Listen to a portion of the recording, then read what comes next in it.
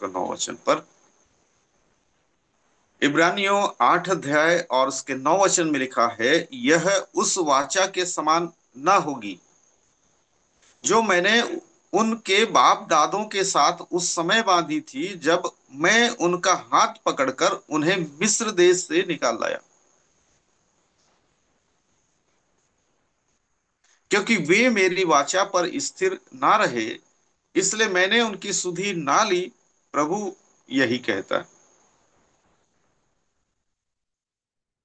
अगर आप इसको 2 बार 3 बार अगर पढ़ते जाएंगे, आपको समझ में आ जाएगा प्रभु क्या कह रहा है। प्रभु ये कहना चाहता है कि उन्होंने मेरी वाचा पर ध्यान इन्होंने नहीं दिया, मेरी वाचा पर उस वो स्थिर नहीं रहे, और इसलिए मैंने उनकी सुधि नहीं ली। इसका मतलब ये है कि वो जंगल में वो ढेर हो गए। वो जो वाचा है उनके साथ बांधी गई थी, वो टूट गई। परमेश्वर की जो वाचा है वो जबरन हमारे ऊपर में हावी नहीं होता। परमेश्वर की जो है वो जबरदस्ती हमारे जीवन में हस्तक्षेप नहीं करता। हमारी आज्ञाकारिता के ऊपर में वो काम करता है। हम कितने आज्ञाकारी हैं उसके आधार पर हमारे जीवन में वो काम करता है। तो लेखक का कहने का मतलब ये है कि वाचा पर स्थिर नहीं रहे, प्रतिज्ञा पर स्थिर नहीं रहे, इसलिए परमेश्वर ने उनकी सुधि नहीं ली और वो जंगल में ढेर हो गए। ये कहने का मतलब। तो परमेश्वर पिता का धन्यवाद करते हैं। पुरानी वाचा की असफलता, आज की जो आज का जो विषय है, पुरानी वाचा की असफलता और नई वाचा की प्रतिज्ञा। ये सब टाइटल बार बार आपको एक ही जैसा ही लगेगा, लेकिन जबकि हम एक एक पद के ऊपर में हम अध्ययन कर रहे हैं, इसलिए एक एक चीज से, एक एक पद से वो जुड़ा हुआ है। तो पहली बात, मिस्र से छुड़ाए जाने की जो बातें हैं उसको हम देखेंगे। मिस्र से छुड़ाए जाने की बातें। परमेश्वर ने इसराइलियों को मिस्र की दासता से छुड़ा करके वाचा बांधा। जब उसको छुड़ा लिया, परमेश्वर ने उनसे वाचा बांधा। निर्गमन 19 अध्याय और उसका 4 वचन से लगातार लगातार आप पढ़ते जाएंगे, लगभग 6 वचन तक आप पढ़ेंगे तो कुछ बातें आपको मिल जाएंगी। क्या है इसमें, देखिए। निर्गमन 19 अध्याय 4 वचन से 6 वचन तक। जी, मैं आपके बीच में पढ़ता हूं। तुमने देखा कि मैंने मिस्रियों से क्या क्या किया। मैंने मिस्रियों से क्या क्या किया, 10 विपत्ति के बारे में यहां पर इंगित कर रहा है। क्या क्या किया। पानी लाल हो गया, कोड़े पड़ने लग गए, मेंढक भर गया। तो परमेश्वर कह रहा है कि मिस्रियों से मैंने क्या क्या किया। तुमको मानो उकाब पक्षी के पंखों पर चढ़ाकर अपने पास ले आया हूं। ये परमेश्वर का उद्धार है। कैसे मैंने मिस्र देश से तुम्हें छुड़ा करके लाया है, मानो उकाब के पक्षी के पंखों के ऊपर चढ़ाकर अपने पास ले आया, बुला लिया। तो ये बातें हैं, परमेश्वर याद दिला रहे कितनी सकेती के साथ तुम 4 साल तक 400 साल तक वहां पर गुलाम का जीवन को तुमने जिया है, लेकिन फिर भी मैंने उकाब के पक्षी के पंखों के ऊपर में तुम्हें रख करके मैंने लाया है। उकाब सबसे ऊंचा उड़ने वाला पक्षी होता है, और कोई भी पृथ्वी की चीजें आपको छू नहीं सकती जब अगर आप महसूस करते उकाब की पक्षी के ऊपर आपका डेरा है। इसलिए अब यदि तुम निश्चय मेरी मानोगे और मेरी वाचा का पालन करोगे, तो सब लोगों में तुम ही मेरा निज धन ठहरोगे, समस्त पृथ्वी तो मेरी है। निश्चय मेरी मानोगे। आज लोग परमेश्वर की मानते नहीं है, फिर बोलते प्रभु आपने कहा था आपके साथ रहूंगा।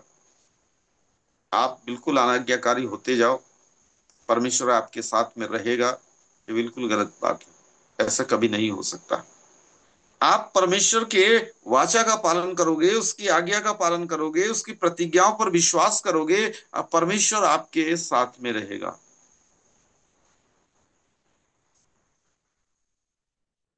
और उसके बाद वो सेवा सौंपता है 6 पद में, मेरी दृष्टि में याजकों का राज्य ठहरोगे। तुम मेरी दृष्टि में याजकों का राज्य और पवित्र जाति ठहरोगे। ये आशीष तो परमेश्वर इब्राहिम के द्वारा भी दे चुका है, मैं तुम्हें बड़ी जाति बनाऊंगा, बड़ी जाति बनाऊंगा। यहां पर फिर से कहता है, तुम मेरी दृष्टि में याजकों का राज्य, पवित्र जाति ठहरोगे। जो बातें तुम्हें इसराइलियों से कहनी है वे यही है।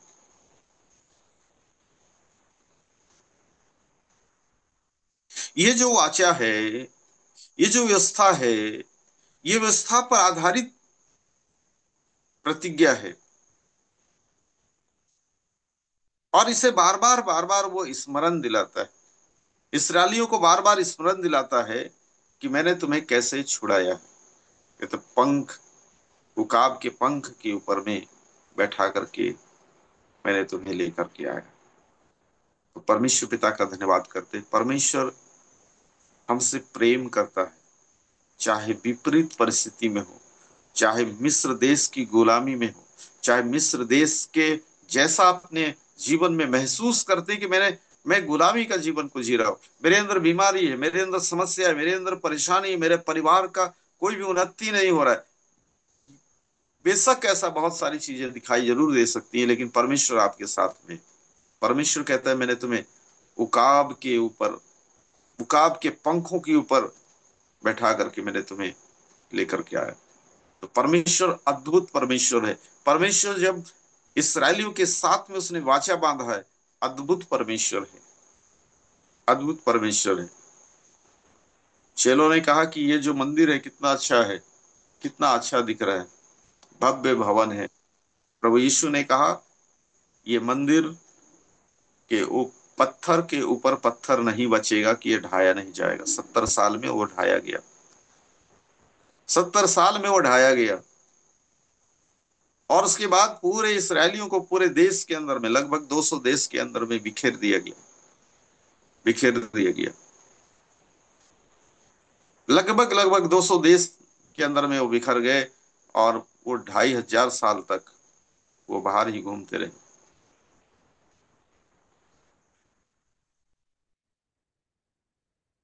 2500 नहीं जी,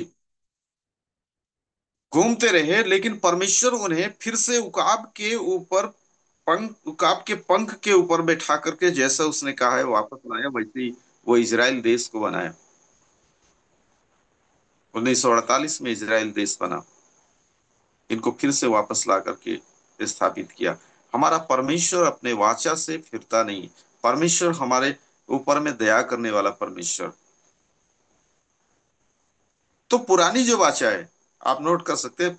दूसरी बात, पुरानी वाचा पर इसराइल का अस्थिर रहना, पुरानी वाचा पर इसराइल का अस्थिर रहना, उस वाचा पर स्थिर नहीं रहा, इसका मतलब है इसराइलियों ने परमेश्वर के आदेश का पालन करने का वचन दिया, लेकिन बार बार उस वाचा से मुकरते रहे। कौन? इसराइली। उन्होंने कई तरह से परमेश्वर को छोड़ा। कई समय वो मूरत के पीछे चलने लगे, जिंदा परमेश्वर को छोड़ करके वाचा को उन्होंने तोड़ दिया। और यही चीजें हैं कि वो व्यवस्था पर स्थिर नहीं रहे। परमेश्वर ने कहा था, मैं तुम्हारा परमेश्वर यहोवा हूं, मुझे छोड़ किसी की उपासना नहीं करना। आप निर्गमन 32 अध्याय में 1 वचन से 4 वचन तक आप पाएंगे, वहां पर कैसे उन्होंने, मूसा जब पहाड़ पर था और उस समय जब विलंब कर रहा था, उन्होंने क्या किया, उन्होंने क्या किया। 400 साल की गुलामी से परमेश्वर उनको साकुशलता के साथ वापस लाया। लेकिन इन्होंने क्या किया, देखिए यहाँ लिखा हुआ है, जब लोगों ने देखा कि मूसा को पर्वत से उतरने में विलंब हो रहा है, जी, विश्वासी भी ऐसा करते हैं कई उसमें, प्रार्थना, कितना प्रार्थना, कितना प्रार्थना। अब हम उम्मीद छोड़ चुके हैं। अब हम उम्मीद छोड़ चुके हैं। अब हम प्रार्थना नहीं कराएंगे। इतना समय हो गया। मूसा कितना समय पहाड़ पर था? 40 दिन 40 रात रहा। विलंब हो रहा था, तब हारून के पास इकट्ठे होकर कहने लगे, अब हमारे लिए देवता बना जो हमारे आगे आगे चले, क्योंकि उस पुरुष मूसा को जो हमें मिस्र देश से निकाल ले आया है, हम नहीं जानते कि क्या हुआ उसके साथ। मालूम नहीं। हम नहीं जानते वो कहाँ चला गया, किधर गायब हो गया। इसलिए क्या करो, हमारे लिए एक देवता बनाओ।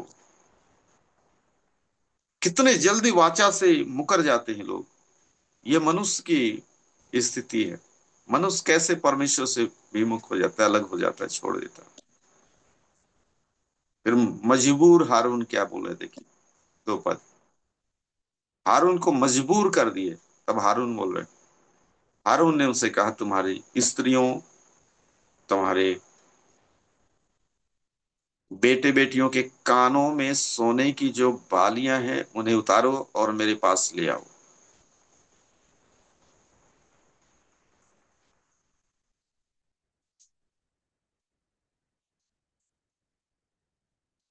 तब 3 पद में कहता है, तब सब लोगों ने कानों से सोने की बालियों को तोड़कर उतारा और हारून के पास लेकर आए।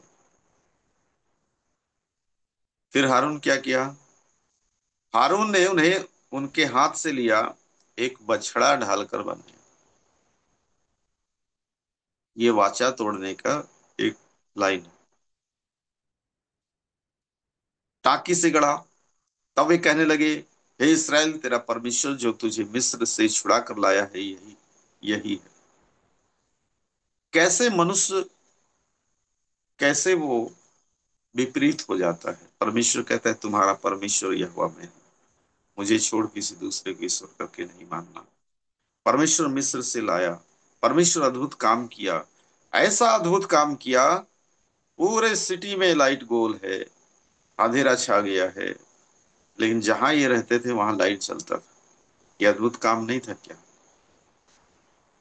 पूरे मिस्र देश का जो पानी है वो लाल हो गया है, लेकिन जहां ये रहते थे इनके पीने के पानी साफ था। ये चिन्ह नहीं था क्या? लेकिन इस वाचा का भी उन्होंने उल्लंघन किया। परमेश्वर आश्चर्य कर्म को किया, उसको भी उन्होंने तिरस्कार किया। और वो किसी और देवता की उपासना के लिए उन्होंने गढ़ लिया। ये मनुष्य अभी भी करता है। अभी भी करता है। धीरे धीरे धीरे धीरे धीरे धीरे ये कैसे ये मिस्र में चले गए थे? कैसे चले गए थे? वहीं पर इसहाक को परमेश्वर ने कहा कि अगर अकाल हो गया तो क्या हो गया, तो यहीं पर रह। यहीं पर रह करके तू अपने खेती को कर। और परमेश्वर उनको आशीष दिया। लेकिन याकूब, उसके बाद का जो वंश है, याकूब ने क्या किया? इस अकाल का सामना हम नहीं कर पाएंगे, हम मर जाएंगे। हमें पता है कि मिस्र देश में बहुत से अनाज है, हम वहां चले जाएंगे। लेकिन परमेश्वर पिता का धन्यवाद करते हैं। ये परमेश्वर का तो ये भविष्यवाणी था, इसलिए मिस्र देश में जाना भी जरूरी था। वहां पर ठंडा गर्म अनुभव लेना भी जरूरी था। आजाद जिंदगी जी रहे थे, वहां जाके गुलाम हो गए। वहां जाके गुलाम हो गए। लेकिन परमेश्वर उनको बड़ी सकेती के साथ में वहां से छुड़ाया। लोग कमजोर हो चुके थे गुलामी के कारण। लेकिन उन्हें फसह का मेमना और जो लहू है उसके द्वारा उन्हें दृढ़ किया, मजबूत किया। भजन संहिता में लिखा है कि मिस्र से सोना लेकर के वहां से निकल गए, उनमें से कोई भी दुर्बल नहीं था। गुलाम व्यक्ति को अच्छा भोजन नहीं मिलेगा, अच्छा रहन सहन नहीं होगा, कमजोर हो जाएगा वो। लेकिन उस भोज में ऐसा ताकत था कि उसमें से कोई भी निर्बल नहीं था। लेकिन वाचा को तोड़ने के कारण वो 40 साल के अंदर में ही वो सब लोग ढेर हो गए जंगल में। एक वचन और पढ़ते हैं, न्यायियों 2 अध्याय 11 पद से। न्यायियों 2 अध्याय खोल लीजिए, न्यायियों 2 अध्याय 11 से 13 वचन।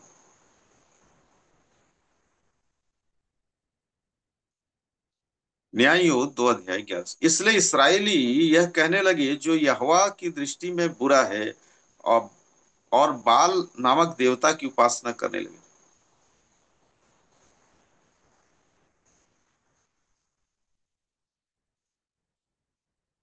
परमेश्वर को छोड़ करके बाल देवता की वो उपासना करने लगे। 12 पद।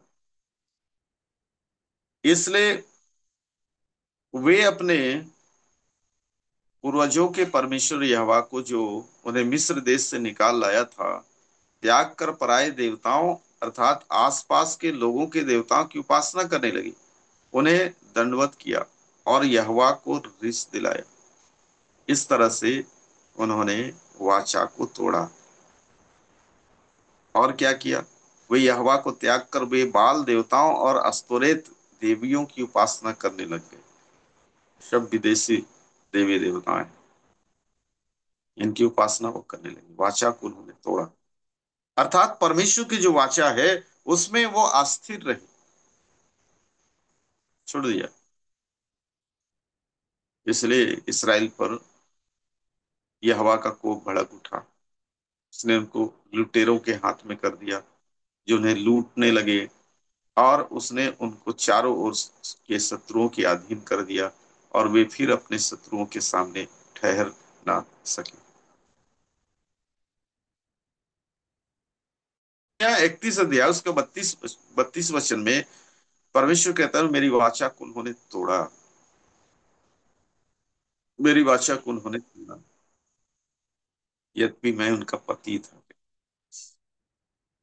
यिर्मयाह 31 और उसका 32 वचन। यिर्मयाह 31 और उसका 32 वचन लिखा है, वह उस वाचा के समान न होगी जो मैंने उन्हें पुरखाओं के उस समय बांधी थी, जब मैं उनका हाथ पकड़कर उन्हें मिस्र से निकाल लाया, क्योंकि यद्यपि मैं उनका पति था तो भी उन्होंने मेरी वाचा को तोड़ डाली। परमेश्वर अपने आप को पति के रूप में कहता है। पति सब कुछ करता है, पत्नी की हर जरूरत पूरी करता है, उसके साथ वाचा बंधा हुआ है, विवाह का वाचा। लेकिन कहता है कि उन्होंने तोड़ दिया, उस वाचा को उन्होंने तोड़ दिया। जब वाचा टूट जाएगा तो मनमानी करेंगे, फिर पत्नी पति के अधीन नहीं रहेगा, पति पत्नी के अधीन नहीं रहेगी, वो अपना अपना मनमानी करेंगे। तो प्रभु का धन्यवाद करते हैं। आज के सुबह के समय हमने देखा कि ये जो नई वाचा है, नई वाचा के बारे में हम इस बात को जानते हैं कि प्रभु यीशु मसीह क्रूस पर मरने के द्वारा उस नई वाचा को हमारे साथ बांधा, खुद मर गया। तुम विश्वास करो मुझ पर, मैं खुद अपने आप को बलिदान कर देता हूँ। ये नई वाचा है, ये पुरानी वाचा के समान नहीं है, जो वो मिट जाता है या स्थिर हो जाता है। लेकिन ये तो स्थिर है हमेशा के लिए। जो कोई उस पर विश्वास करेगा वो नाश नहीं होगा, परंतु अनंत जीवन पाएगा। प्रभु आप सबकी सहायता। आमीन।